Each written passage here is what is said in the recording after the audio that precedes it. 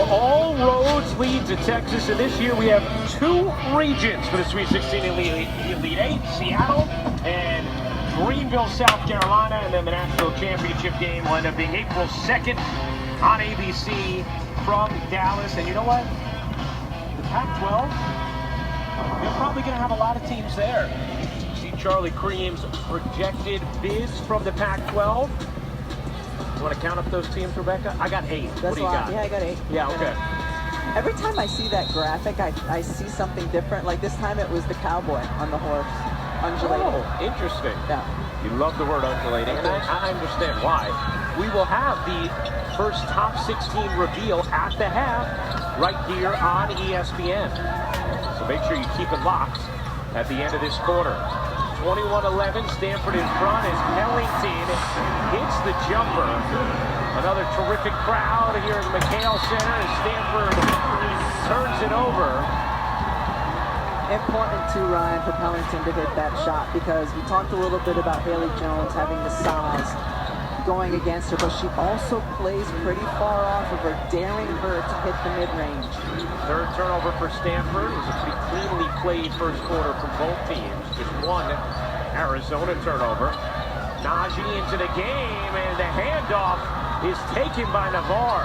Navarre all the way in, lays it home. India Navarre, the freshman guard, with the steal and the finish. The number 20 recruit in the 2022 ESPN W100.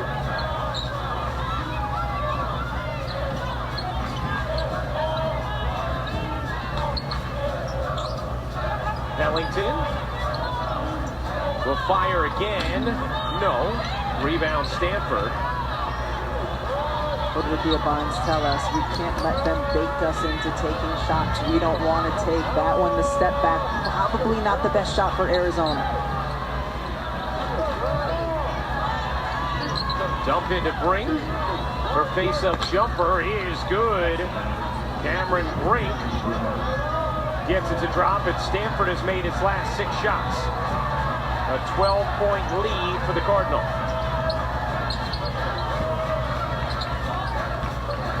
Najee motoring inside, gets fouled, and Najee will go to the line to shoot 2. Let's check in with Holly Rowe.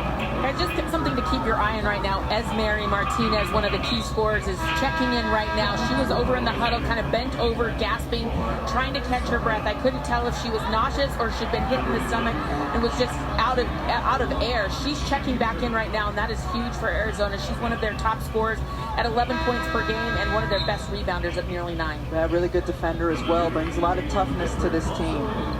3 years at West Virginia before transferring. 2 times has been an all Big 12 player.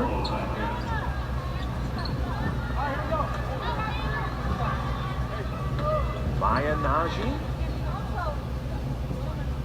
This is the first free throw. Najee is the highest ranked recruit in Arizona history, the number 9 recruit in the country this past year.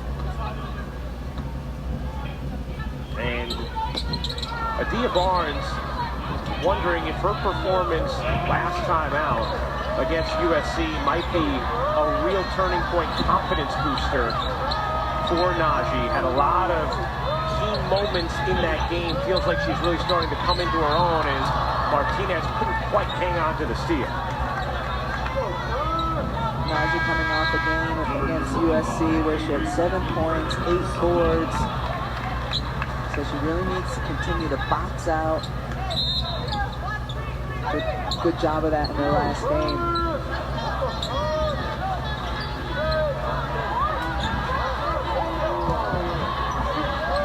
The 3 is short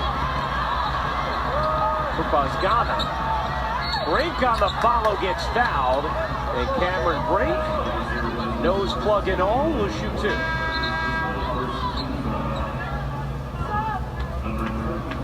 Let's take a look at tonight's Wendy's Wooden Watch, and Cameron Brink, 14.5 points, 9.5 rebounds, 3.5 blocks, second in Division I. Only St. Louis's Brooke Flowers averages more blocks per game. We talk about pro prospects in this game and Haley Jones. Well, the following year, you could bet Cameron Brink is going to be in the tippy top of that draft. She's actually eligible for this draft. She turned 21 on December 31st. Right. No reason to believe she's going to enter early, but she is eligible. Have you seen Stanford's campus? That's a place you want to stay. Fair. You milk that. Martinez lays it in. Nice set there from Arizona. Great cut by Martinez. And Puello found her.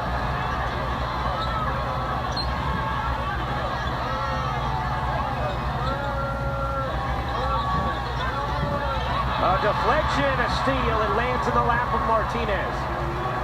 Here's Puello.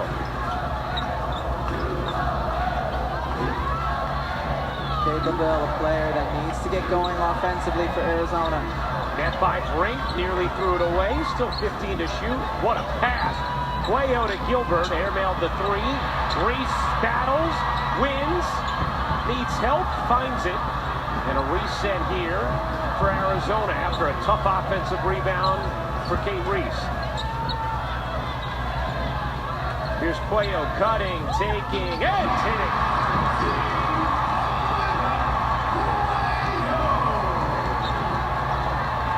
Well, this crowd just begging for an Arizona run. They have been locked in from the start.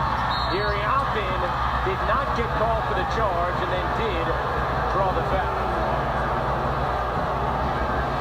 We've said that this game has got to be physical. Here, you see the cut by Esmery Martinez right to the basket. Beautiful pass by Arizona. And then a tough shot by Puello to go down. This end, I thought that was an offensive foul, like when she lowered her shoulder and went into her. Iriapin misses the first.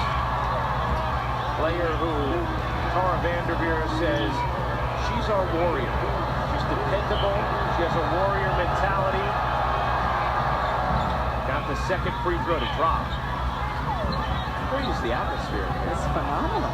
Other than the weirdness of sitting down on the other team's floor, since then it's been great. For those just joining, the fans sat when Stanford scored its first basket rather than Arizona's. It tripped out Rebecca a little bit. Kate Reese, tough angle, uses the window nicely. How about Kate Reese taking it right at the shot blocker and Cameron Brink? The hope for Arizona is to get her into foul trouble. Labolo, no. Brink tipped it, it's going the other way.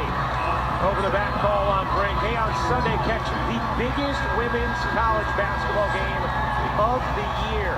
Number 3 LSU visiting number 1 South Carolina, the reigning national champs.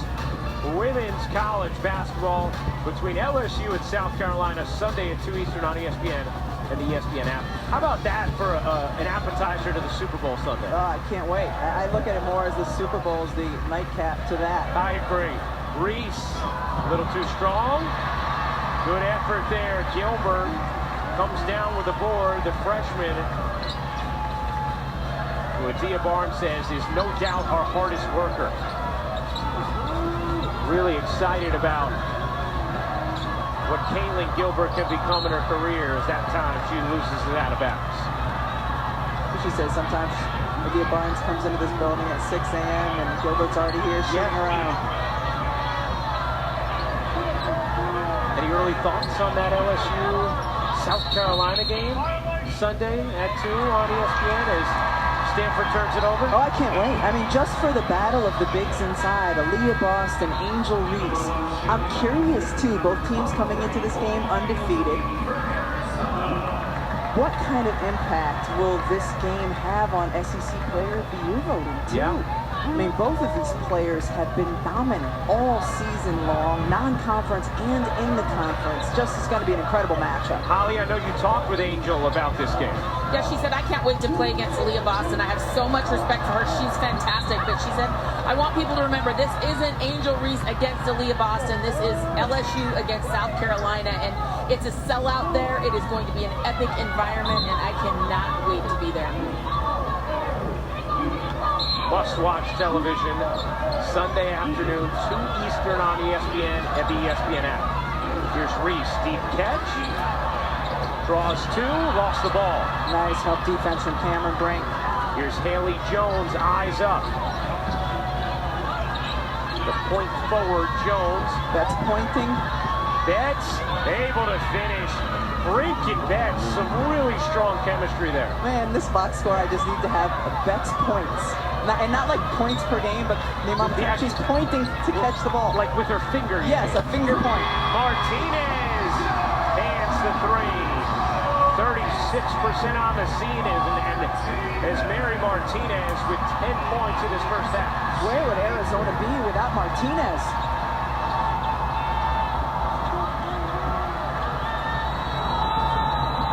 Jones backdoor, what a find! Haley Jones, a dime to the bar for two. Haley Jones with incredible vision and ability to deliver the basketball to her teammates, whether in the quarter court, we've seen it in the full court as well. Beautiful pass. And now a turnover. Navarre on the steal, missed the layup. Now Arizona has numbers going the other way. Martinez kicks. Playo extra feed. Ellington will set things back up on a reload for Arizona. Man, this is an enormous lineup for Stanford. At least in the 3, 4, 5 spots. Lauren Fields tosses. Reese can't finish it.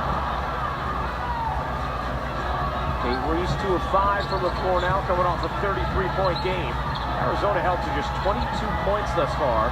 Again, Brink, Betts, bucket. High-low passing is beautiful. Betts' footwork terrific.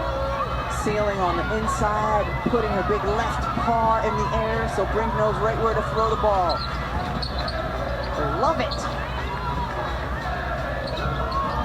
Stanford going big, having success with it. That three a little too strong for Martinez. Lead is 12 for Stanford. Jones spins, floats, and finishes. Haley Jones, beautiful take, and the Stanford lead is swelled to 14. 8 points now for Jones. Diversified attack for Stanford in this first half. Shooting 58%.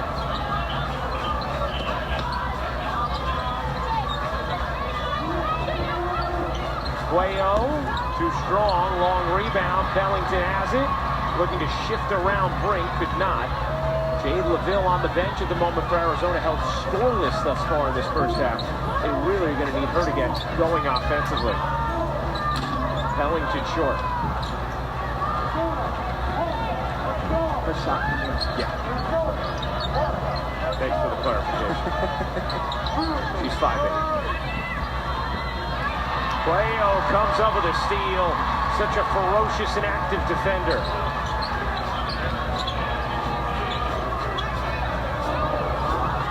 Good decision, good decision. Right now, Arizona needs to switch sides of the floor, get some touches inside if they can. Trying to get a touch inside, and a foul called against Betts. We'll have a timeout on the floor. 1:28 to go in this second, and a 14-point Stanford lead. Haley Jones all over it. Haley Jones showing us her versatility. Beautiful bounce pass to the cutting teammate, and then she can score as well. Face up, get inside, spin, we see it.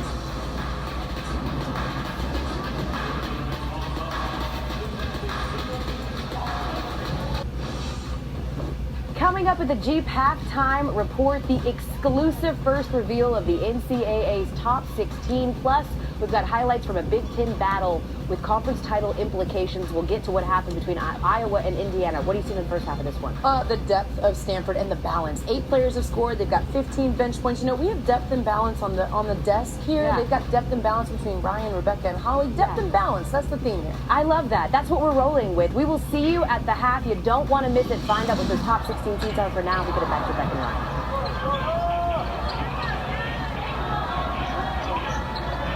Well, thank you very much.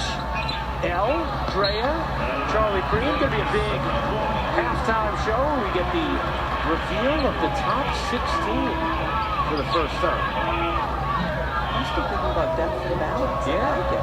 Yeah, Drea, very kind to us as well. Yes. Thanks, Drea. See if Arizona can get any juice going before the half. Lapolo comes up with a steal. The dish. Right wing three won't go. Haley Jones flags it down.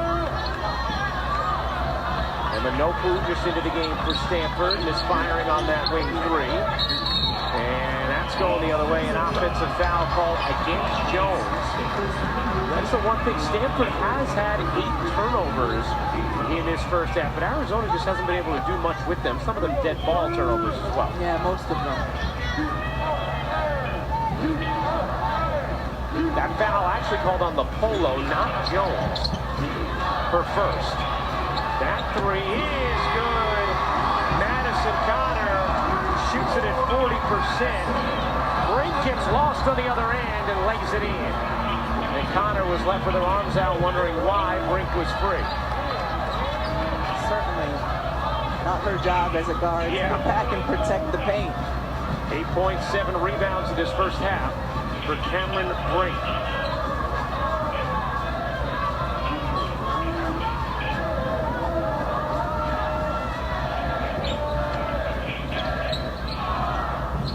Connor with 3 seconds left, gonna have to get it off, and a foul is called against Jones.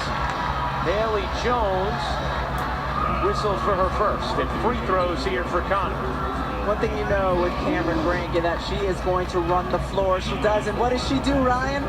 She puts her hand up so her guard knows where to pass her the basketball. You always have to have your eye on that young woman, 6'4", but she can run. You're tracking points in this first half as well. Finger points, yes. Charlie Cream should be keeping track of that for me back in the studio. I think he's busy enough. Yeah, you think? Connor hits them both, and that'll do it for the first half. Stanford, a 38-27 lead on Arizona at the half. Adia Barnes talking through some things with her sophomore guard, Madison Connor, who scored the final 5 for Arizona. And Tara is with Holly. Well, Coach, you're coming off a loss, and you told us before this game you wanted to see some resilience and some fight back. What have you seen here in this first half? Holly, I've seen that. I think people are playing really hard. They're working. We've got to take care of the basketball. We've got to defend some of their screening acts a little bit better. But I'm really happy with how people have responded. You're looking for the right combinations and seeing who's going to show up big. I thought Lauren Betts was a big factor and a big target. How do you think that works? I thought she had a great first half, and she's going to play more in the second half. Just gaining more and more confidence in Lauren. She's a very smart basketball player. She makes big plays, and people love to see her do well. So I'm very excited about how she's doing. Indy Navarre, too, had a great first half. Absolutely. Thanks, Coach. Thank you. Well, Tara Vanderveer, the winningest coach in Division I history, her team an 11-point lead at the half. That's a big factor on the interior. Elle Duncan, Andrea Carter, Charlie Cream, a big factor in the studio. The top 16 reveal coming your way in just a moment. I can imagine you waiting with bated breath, Ryan Rucco. But first, we say hello officially and welcome to the Jeep Halftime Report. I am Elle Duncan alongside the aforementioned Andrea Carter. And you know, if Charlie Cream is in the building, our resident bracketologist, it's revealing because it is his time to shine, baby. He's been locked in a closet. He is ready to go. A little housekeeping before we have the first exclusive reveal of the NCAA's top 16 as we sit just over 30 days from Selection Sunday. That housekeeping being that there's a change this season. There's now 2 regionals rather than 4, and the regions will be named by location and numbered by the overall seed of the top team in that region. Now that we've got that out of the way, let's do some revealing, and we start with our 4 seeds as follows: Ohio State, Villanova, UNC, and Virginia Tech. Slightly surprised about Nova's inclusion. They only have 1 top 25 net win, and that's usually a little low for teams in the top 16. A reminder that these decisions were made before any play happened today as we go to the 3 seeds: Maryland, Notre Dame, Texas, and Michigan. The biggest team I'm looking at here is Notre Dame without Darren Mabry. She does so many things for this team. Her shooting, they space the floor, she's gritty, she's tough. Notre Dame will have to be the fighting Irish. They play Louisville 2 more times. They need to fight hard throughout the rest of the season to stay at that 3. Or just lean into the luck thing. That also works. Luck of the Irish. Your 2 seeds are as follows: Duke, Utah, Iowa, LSU. Unbeaten. Iowa You mentioned some games were already played tonight. They did play the Hawkeyes. They lost, but I don't see them dropping off the 2 line. Losing to Indiana is certainly no shame in that. I think Iowa's got a real good chance to end up a 2 seed as well. And your top dogs, your 1 seeds, number 1 overall, huge shocker here, South Carolina. We've got Indiana, Stanford, and UConn coming in as your final 1 seed. And we have to note for South Carolina that is the only team the committee said did not need a conversation when it came to where they were seated. They are the undisputed number 1 seed. No conversation needed. The Gamecocks, it's how they played as of late, and it's their resume. Yeah, 40 straight regular season wins. End of conversation. That's not the end of our conversation, though. What is your biggest takeaway, Charlie, from the first reveal? I wish it was all that easy, by the way. I'm slightly surprised about UConn's inclusion on the 1 line. I don't have a big problem with it. I just was surprised the committee did it. And based on this, they do have the most quality wins, the most top 25 net wins of anybody in the country, 8. But half of those came with AZ Fudd playing. She's not playing right now. We don't know what her status is, when she will be back. Player availability is part of the criteria that the committee looks at. They didn't quite apply it, I think, as strongly as they have in the past, and that's why UConn's on the 1 line. Yeah, I think it's interesting because I think they did apply it in just being contrast here with you, Charlie, because 4 wins were without AZ Fudd, and remarkably one of the closest losses that they have had against the number 1 team in the nation, which is South Carolina. The way that they competed in that game as presently constructed on the back end of a tough stretch, I think says a lot about what UConn is capable of with the pieces that they have right now. They're just gassed. I mean, they've been trotting out 6 or 7 folks, right, the entire season long. Another takeaway from you when you sort of the overarching theme of what you saw here today, Drea? I think one of the biggest things is probably the importance of the eye test, right? So what did Connecticut look like when they played South Carolina? They looked tough, they looked physical, they looked like they could be resilient. What does South Carolina look like all season long? And then what does LSU look like, right? Because they don't have the resume. LSU doesn't have the resume. So I have to think that the committee looks at LSU and thinks that they are going to be a really hard team for most teams in the top 16 to beat, to give them a 2 seed. Because of LSU's schedule, frankly, they're still a mystery. They haven't lost, but the non-conference schedule was as bad as we've seen for a Power 5 conference team in years. The game against South Carolina on Sunday will end the mystery. We will know what LSU is come Sunday, because right now there's still a question mark to some degree, even though I think a 2 seed is exactly where they should be. It certainly would be a huge measuring stick game. By the way, since expanding to a top 16 reveal back in 2016-17, 89% of the teams that are in the initial reveal have wound up being a top 4 seed. Yet and still, Drea thinks someone could sneak into the fold. We will get to that and so much more on the other side of this as we continue to examine the exclusive reveal from the NCAA. We will get 2 this year, the next one coming February 23rd. Folks, we're just a handful of weeks away from Selection Sunday. Much more reaction on the other side here as the Jeep Halftime Report continues.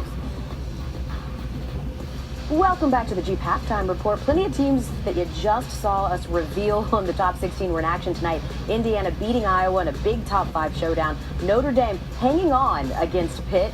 You mentioned that, Dre. A little concern there without Darren Mabry. And Duke boat racing Boston College.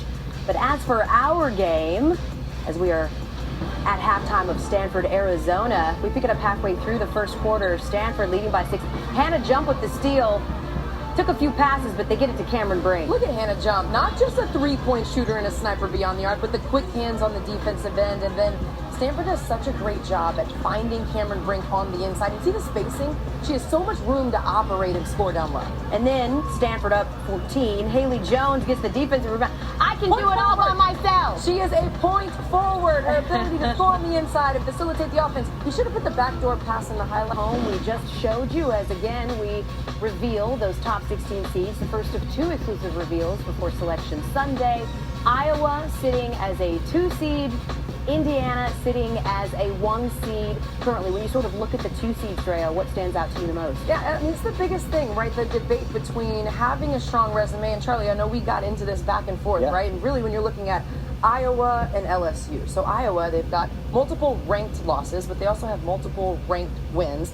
They've got strong players, right, in Caitlin Clark and Monica Sonano, but LSU still gets the edge without the ranked wins, without the resume. and with strong pieces like Angel Reese and Alexis Morris, it has to be the eye test. It has to be the eye test. And that goose egg in the loss column, I still think matters, despite the fact that your point is well taken, that it came against a much softer schedule than any of these teams have played. I mean, we were looking at the non-conference comparison, right? And LSU's non-conference in the 300s as far as the strength of opponent against the net, and Iowa was at, what, 17? Yeah, Iowa played a good schedule. So it kind of goes to what's the most important, in my opinion. Is it the most important to just boat race everybody? LSU used that term. Is it most important to boat race everybody and look phenomenal doing it, or have a couple of tests, drop a couple of games?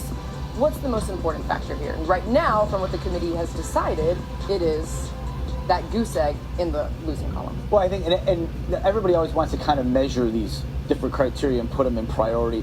It's really hard to do that because it's a very subjective process. There's objective portions to it, but it comes down to we're human beings. The committee members are human beings. They watch games. The eye test can be different for different people.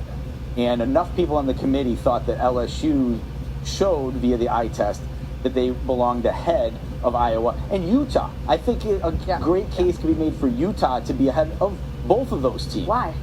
The resume is great. They really check all the boxes. They only have 2 losses, whereas Iowa has 4, well now 5. And Utah's been hot. They have a tremendous offense. Alyssa Peely is a top 10 player in the country that probably nobody talks about. So Utah certainly would have a claim, and Utah's going to have some opportunity to elevate even more. They finished the season at home against Stanford. Yeah, if I'm a Utah fan, I'm like, wait, what is going on? Just because if you look at their last 6 games, right? They went 5-1 in their last 6 games, lost to single digits against Stanford, who they have as a number 1 seed. You look at LSU's last 6 games, 3 of them were close games. Texas A&M was close, Arkansas was close, and Georgia went to overtime. So when you still talk about the eye test, if I'm Utah, I'm like, we went 5-1 in our last 6 games, including competing with Stanford. That's tougher. We've got a better resume. Why is LSU higher? There's things to mull over. I'm not picking a side. I'm just saying it's interesting. I think the most important thing for Utah, though, is we look at the 2 line. They're all 2 seeds. As long as Utah can be a 2 seed and they're in Greenville here, I think if they could somehow get to the other Seattle region from Stanford, that would help them because you don't have to travel as much during the regional. And again, a reminder that these were all chosen before any of the action tonight, so Iowa did end up losing, but you don't think that would have affected them anyway. That has been the Jeep halftime report for our first reveal. The next one coming February 23rd. We're going to get back to Rebecca and Ryan and Holly. Showcase what a beautiful night in Tucson, Arizona. Mesmerizing. Number 6 Stanford, a 38-27 lead over number 17 Arizona. As we welcome you back courtside, Brian Rucco alongside the Hall of Famer Rebecca Lobo. Stanford, the problem in the first meeting for Arizona was Stanford's ability to dominate inside. Problem in the first half, again, Stanford's post really doing work. Yeah, incredible depth for Stanford in the post spot. They had 22 of their points came in the paint. I like post points and I like name alliteration. We have both of them here. Betts to Belibi. Then we're going to get a little more action this time. Belibi to Betts.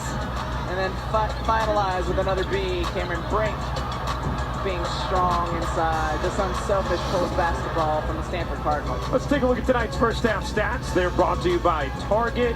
16 points and 12 rebounds between Brink and Jones combined. The All-Americans. As Mary Martinez with 10 of Arizona's 27 points.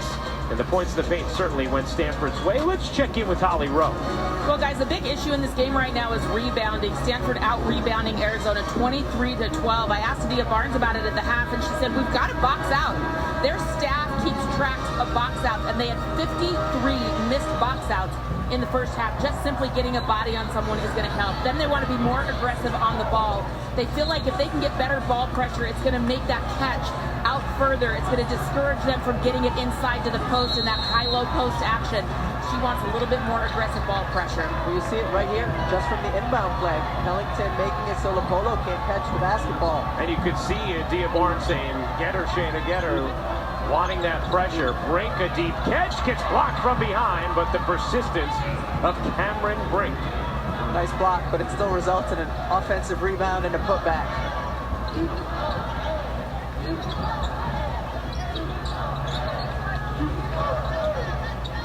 Reese gets blocked by Brink, knocked out of bounds, and it'll stay here with Arizona.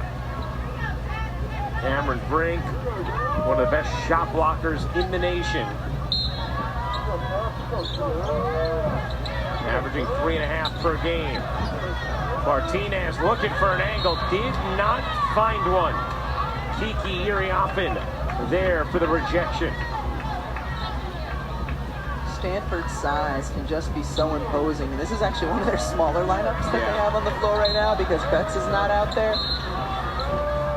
And a foul here is going to go against Lapolo. How many missed box outs was it? 53. Holy cow. Yeah, that feels like a lot. Well, you know, on one possession you could have 5. Well, especially when you only had 31 field goal attempts. Reese gets the offensive rebound. Connor had the look. Will take it from 15 instead. And Madison Connor has a really good-looking stroke. Getting the start this half over LaVille. Very interesting. You're right. LaVille was held scoreless in that first half. Jade LaVille, a player averaging 12 points per. Here's Brink. Good footwork and the finish. Wow, that was really nice. Cameron Brink going hard to her right and then quickly coming back to her left, keeping her balance. The ever-evolving game of Cameron Brink. How about Lapolo? We've seen that several times tonight. Comes up with a steal, fires a dime, and Brink is fouled by Martinez. Cameron Brink will shoot 2. Cameron Brink at 6'4". She can hit the mid-range jumper, so you have to come out on her. 2 hard dribbles right. Oh! Goes right back around to the left, still finishes with the right hand. What do you like most about Cameron Brink's game? How it continues to improve. I mean, she's adding something. This year, one of the areas where she's much improved is from the free throw line.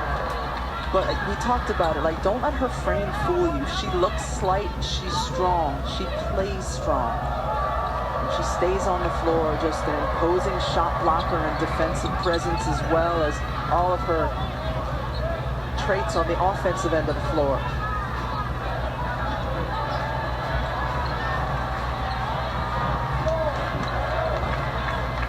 Brink with 14 already tonight. Lead is 15 for Stanford. Cuello over to Connor. Shifty, cutting, and met Brink, who is fouled. Brink called for the foul, and free throws for Madison Connor.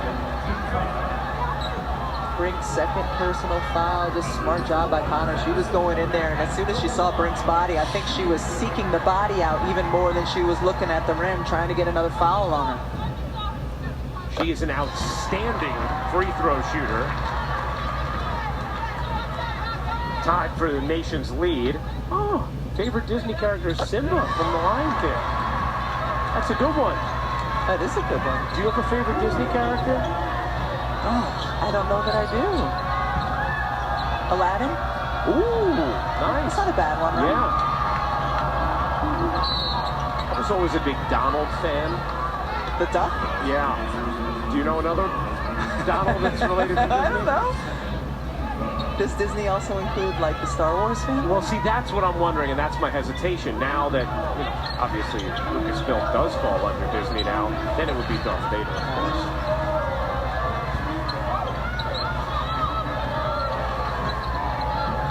Iriafen, strong take, left it short on the leg, got it back, though. There's another second chance opportunity. Jump pass is in. Exactly what Holly was talking to us about as Stanford turns the second chance into 3. 7th offensive rebound for the Cardinal.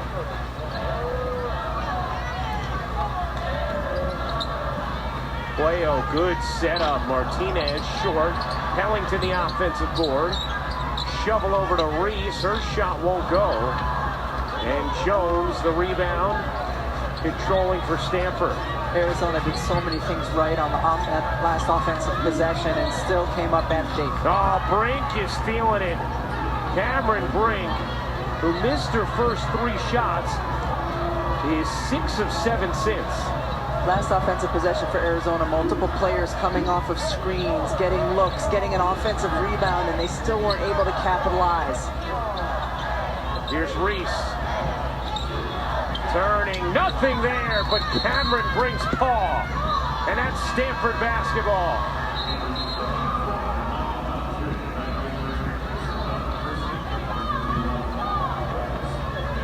Cameron Brink, 6'4" and long, and all shot blockers want is a little bit of space, and she's waiting there.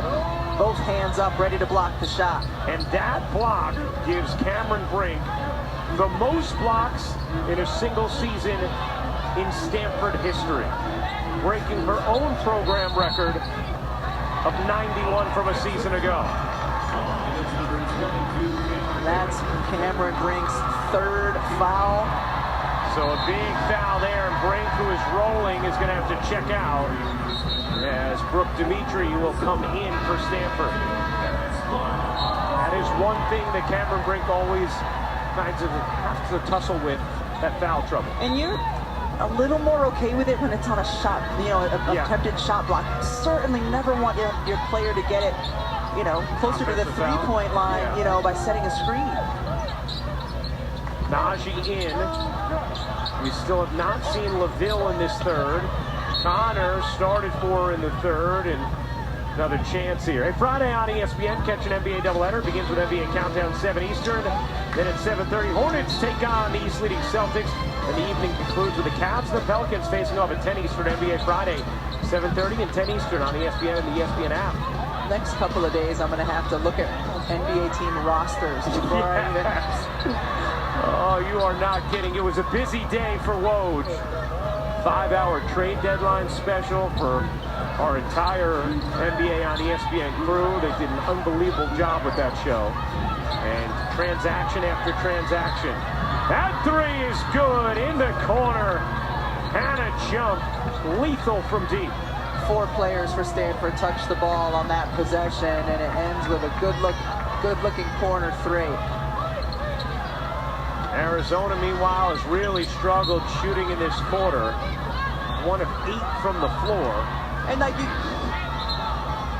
so here, ball into the middle of the floor, 1 pass and then the extra pass. It just leads to a great shot. Nice unselfish hoops. And how about Arizona? All right, yay, we got Cameron Brink, a third foul. She's out of the game. And here comes Lauren Betts at 6'7" to block the last 2 shots. And how about Lauren Betts coming off a DNP? Yeah. In Stanford's last game. Gets her opportunity in this one, has certainly made the most of it so far. And that's something that's always interesting as LaVille checks in for Arizona in first minutes of the second half after a scoreless first. Something always interesting about Tara Vanderveer's teams, Rebecca, as Bex comes up with another rejection. She really goes deep into her bench, and her rotations can fluctuate quite a bit game to game. Yeah, sometimes you look at the box score, it's like, all right, 15 players have played. Yeah. And Stanford's such a good shot blocking team, and it helps when you're 6'7", just keeping the arms in the air, making sure you don't foul with the body.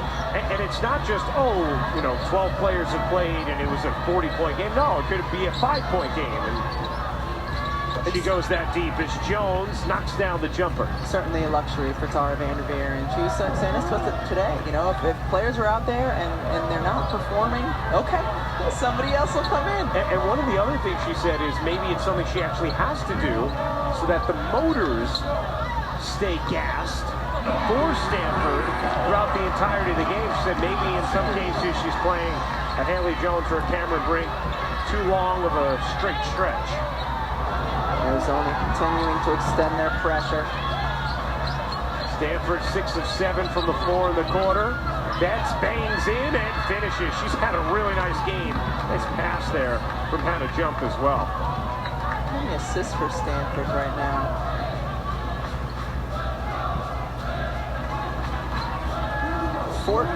14 assists on 23 made field goals. It's fun to play basketball that way. I wasn't sure if you wanted me to answer or if you wanted to do the looking up on the monitor yourself. Your iPad is so small. I know. Not the first time I've heard that. Jones all the way down to Navarre, who lays it in. Navarre, we heard Tara Vanderveer, shout her out to Holly Rowe at halftime. She's made a lot of impactful plays in this game. Certainly, and Haley Jones is an outstanding lead passer. 3/4 court passes to teammates streaking down the floor. She'll find them. 14-2 run for Stanford. LaVille, that one was halfway down. Tickled the net and popped out. Jones, oh, what a find. Jones to Betts, and Stanford is putting on a clinic in this third quarter. And it's in transition, it's in the quarter court, it's everywhere. Stanford just offensively too much right now. 22-6 in this third. And the Stanford lead has ballooned to 27. Najee from 17, sure.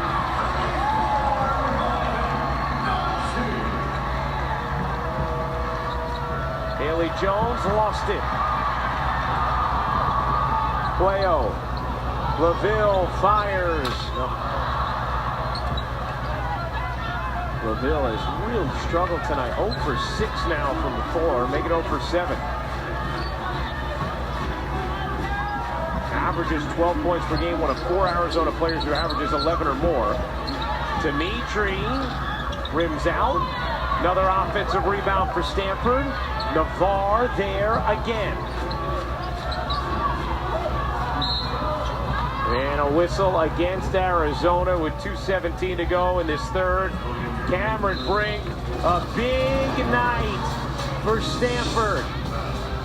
16 points, 7 rebounds, and the most blocks in a single season in Stanford history.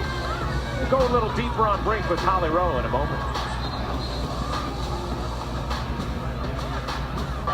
It has been a huge night for Cameron Brink. Cameron Brink has been a basket attacker, unafraid to create the contact, getting inside, and then when she misses, putting it right back in.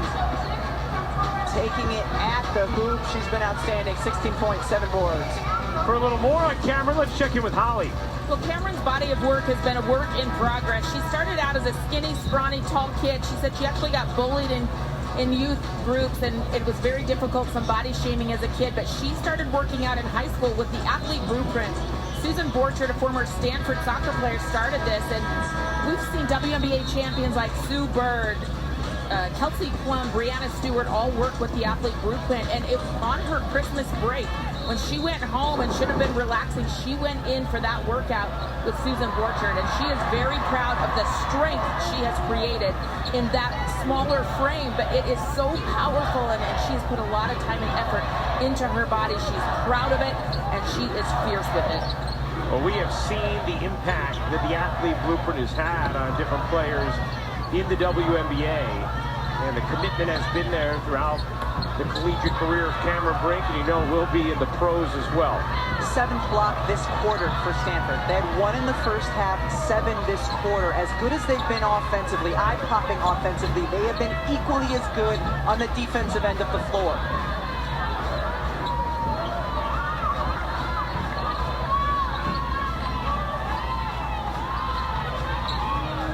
Betts, shot clock down to 5, backdoor feed, taken away. Here comes Cuello. Cuello able to lay it in with the right hand. It's amazing. This crowd, despite being down 23, they've been so locked in every single possession.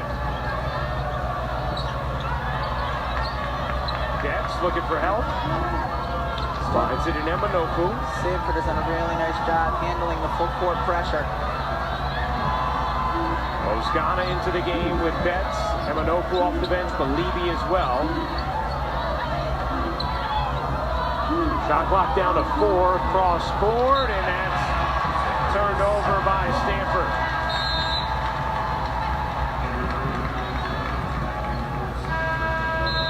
Stanford has made 7 of its last 9 field goals. Arizona, just 3 of its last 15. Arizona's working hard, too, to get looks. You just see him running off of multiple screens. Just nothing easy. The size of Stanford just so imposing in this matchup. Najee, little jab step, can't squeeze in the jumper, and Stanford can hold for one.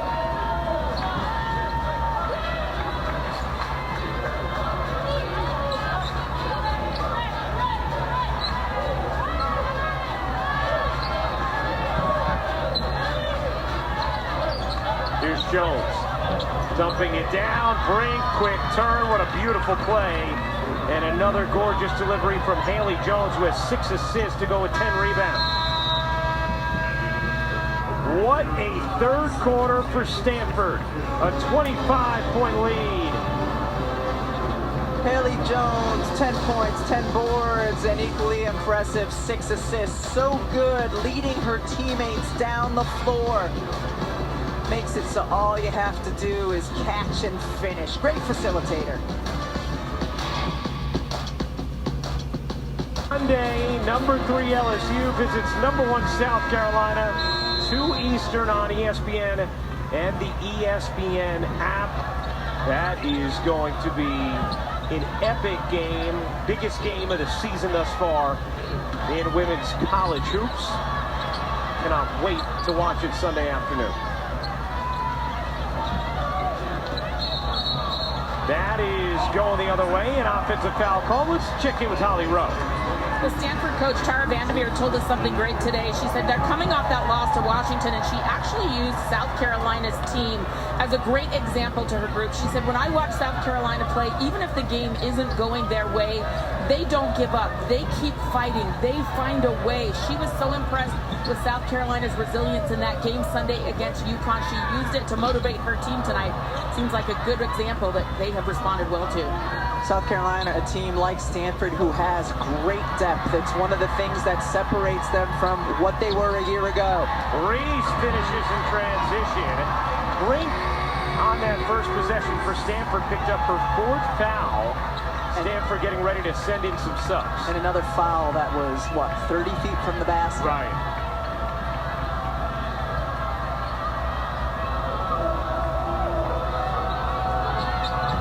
And Manopu over to Brink. And Brink is fouled that time.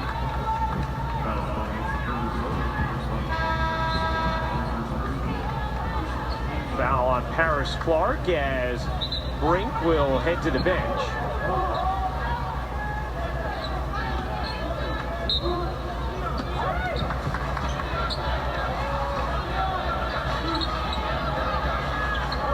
Dump down, Betts, deep catch, spin, can't flip it in. Arizona comes away with a rebound, Lauren Fields. Pushing pace.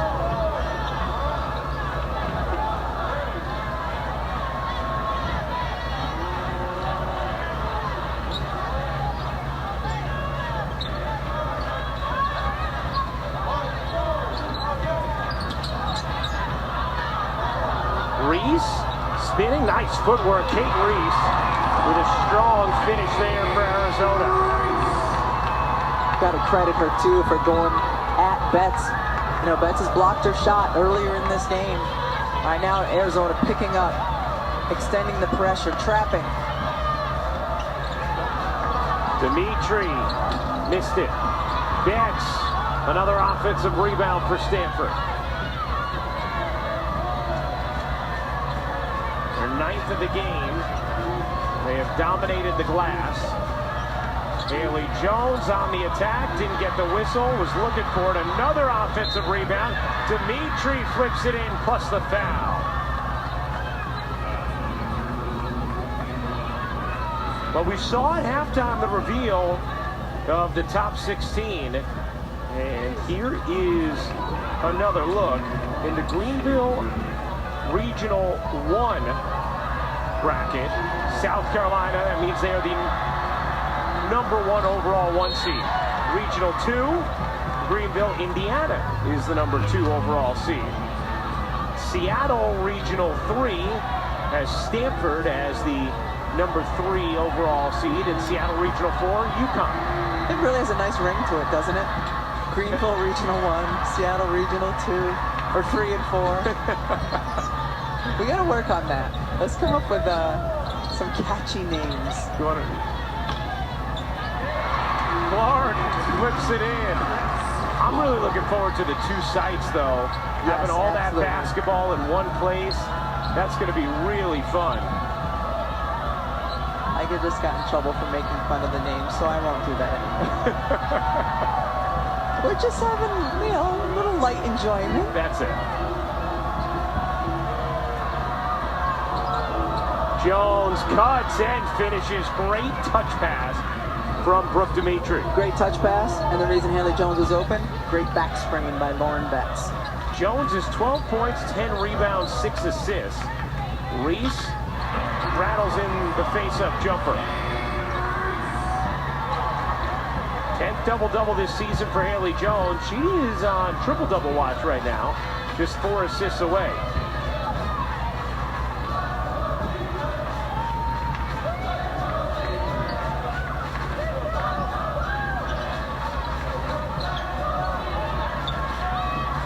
Jones. Squeezed, finds Dimitri. No. Rebound, pops back to Dimitri, and a jump hell ball is called. Possession arrow belongs to Stanford. So watch Lauren Betts. She tells her, come, I've got the screen for you, sets it. It's what gets Haley Jones free for the easy two. The target interviewer told us this morning, I told my team, you don't go to offensive rebound, coming off a game where they only had 2 against Washington, you're coming out. Well, every possession, every time a shot goes up, players are just crashing the glass. 31st career double-double for Haley Jones, most by an active Pac-12 player. Turnaround jumper is good for Dimitri. Talk about players who Tara Vanderveer raved about. Dimitri was one who she was glowing about to us before the game. Said, I'm really high on Brooke Dimitri. She's mature, she's steady, she's smart, she can hit shots. Navarre's had a huge game and lays it in. She's wreaked havoc defensively. She's been making winning plays offensively as well.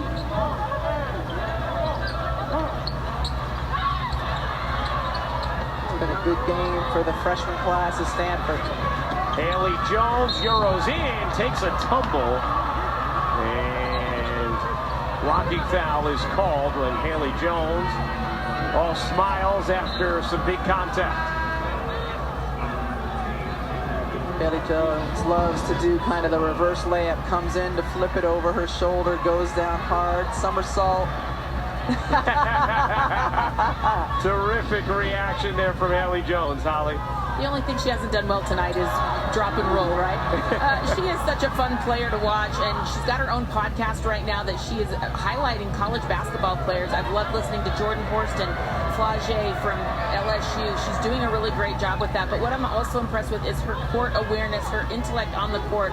She grew up the daughter of high school basketball coaches. She's been sitting on the bench with her mother since she was about 3 years old, and you just see so many ways she's a leader on the floor and really shines in her IQ and basketball intellect. Yeah, she has an effervescent personality. She's incredibly intelligent and dynamic in so many ways on the floor. We saw the way she took over those late game situations in the Final Four when they needed poise. She did that as a sophomore 2 years ago. Doing Similar to what we just saw, handling the ball, coming up the floor. She didn't make that mid-range pull-up, but that's what she made her money on in that tournament run. Reese drops it, Jones has it.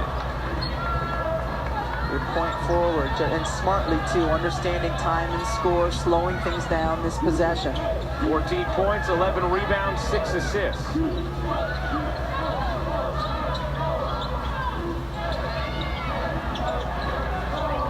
Betts over to Jones, her jumper is good. Haley Jones with a little more, make it 16 points. And the lead is 29 for Stanford. They have had a dominant second half and a really strong night overall. Fields? No.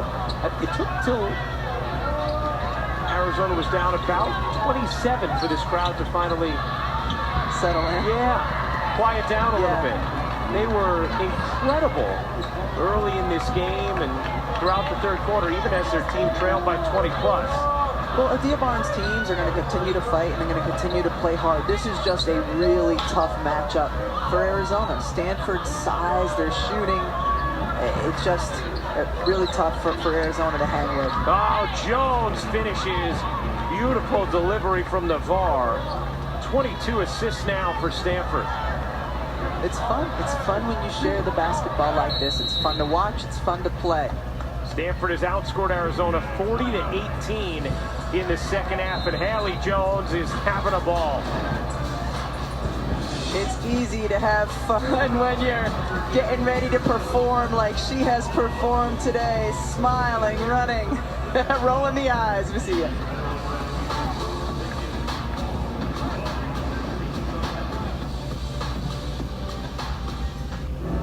Arizona coach Adia Barnes, the all-time leading scorer here, the best player in school history, and she's leading her team, really building something special here.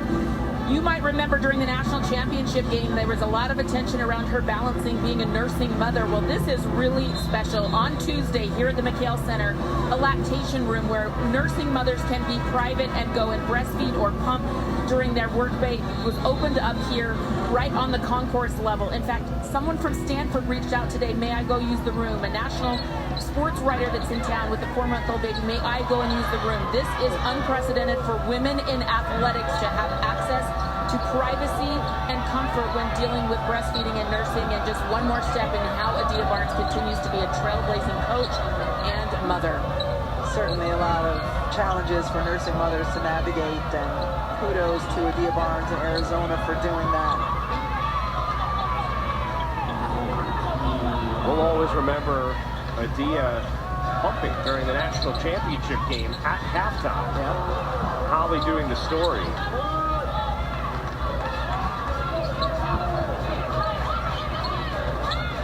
Rebecca, what has impressed you most about Stanford's performance tonight? Tonight, it's been their unselfishness. It's been incredible the way they've been sharing the basketball, involving a lot of people. Really fun.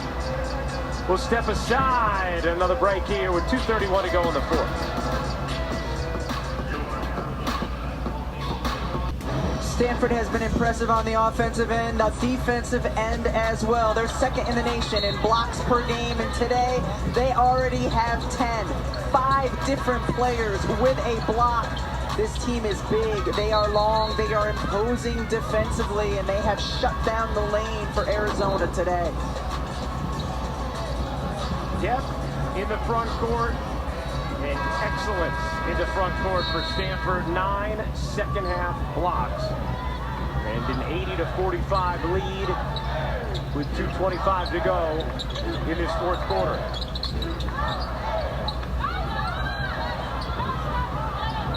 A turnover there from Arizona. Ashton Prechtel in her first minutes getting the steal.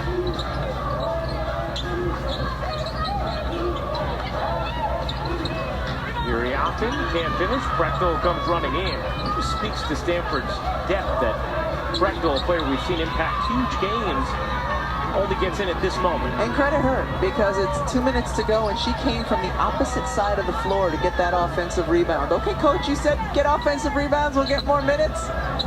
Clark reigns in a 3. Paris Clark, the freshman from the Bronx, New York Gatorade Player of the Year.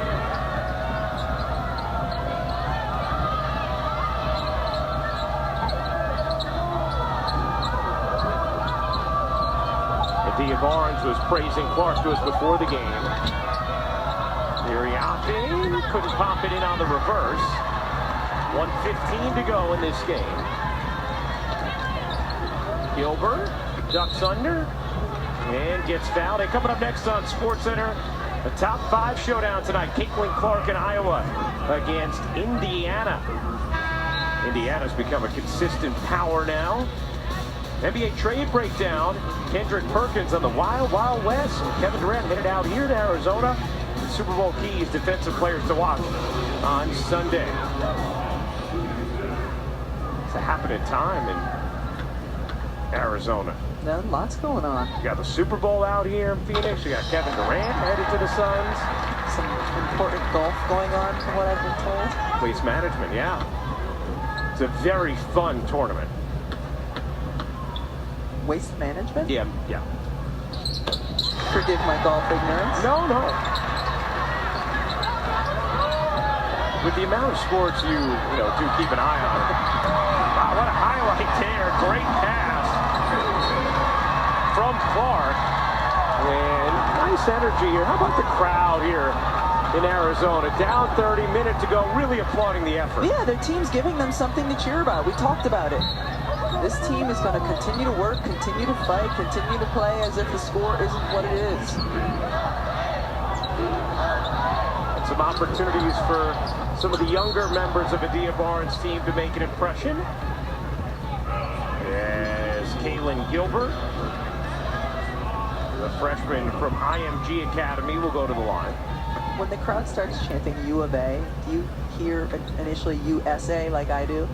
Yeah, it's the same cadence, isn't it? Yes, it is. And we also see the bear down slogan written all over, including on the cheerleaders' cones. And it is funny, when I do a NBA game with Steve Kerr and Richard Jefferson, a Warriors game, Richard Jefferson, Steve Kerr, that's the first thing they always say to each other. Bear down. A lot of pride in those Arizona graduates. Here's Najee floating it in.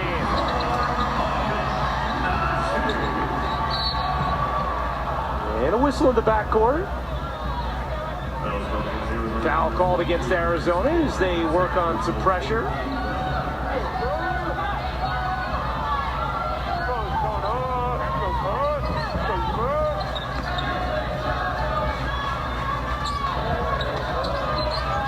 (44-28), Stanford's outscored Arizona in the second half.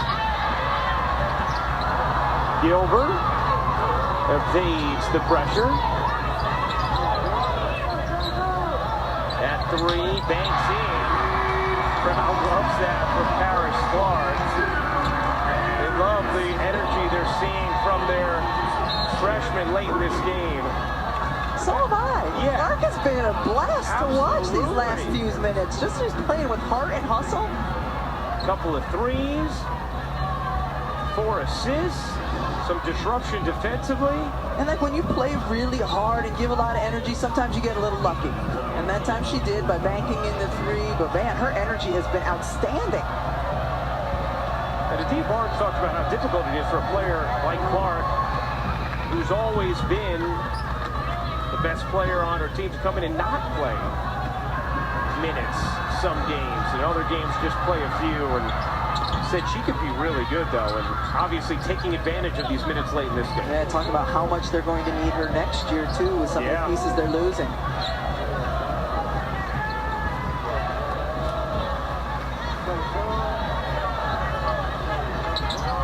In Arizona,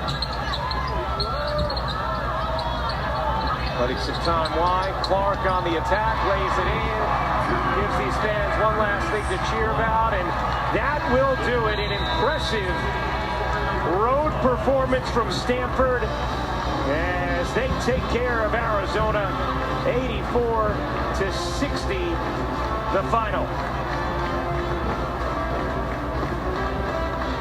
Big games from Cameron Brink and Haley Jones. Brink with 18 points, 8 rebounds, and sets a single season record for most blocks in school history. And Haley Jones with 18 points, 12 rebounds, and 6 assists, the 2 All-Americans, with tremendous bounce-back performances after the loss against Washington. And Holly Rowe is standing by with both of them. I want you right here, right here. You set a new school record tonight. You broke your own record for single season blocks. How do you continue to impose your will? I don't know. I just have some really great teammates that help me do what I do, and so yeah, it's just really fun out here every day. She's being humble. She's the best shot blocker ever. Yeah, you are ferocious. There is a beast inside of you. Tell me, where does that come from, and how do you assert yourself? I don't know. I love to play with a chip on my shoulder. I'm very much like my mom in that sense, so it comes naturally, I guess. What also comes naturally is your court awareness and vision, just how you're running this team. How did you guys bounce back tonight and really put it together? Yeah, I mean, I think we have goals for the season. We knew we haven't been playing our best, so it was really having a hard week at practice and just locking in on what our goals are and what we need to do to get there. So we have all the talent in the world. It's just outworking the other team now.